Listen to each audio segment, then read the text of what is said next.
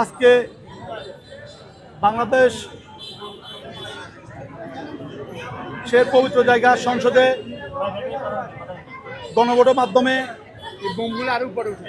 আজকে সংসদে বিএনপি মনোনীত প্রার্থী আমাদের সাবেক মহাসচিব যিনি বিএনপিকে দুঃসময়ে আগলে রেখেছেন, তিনি আজকে সংসদে বিপুল ভোটে।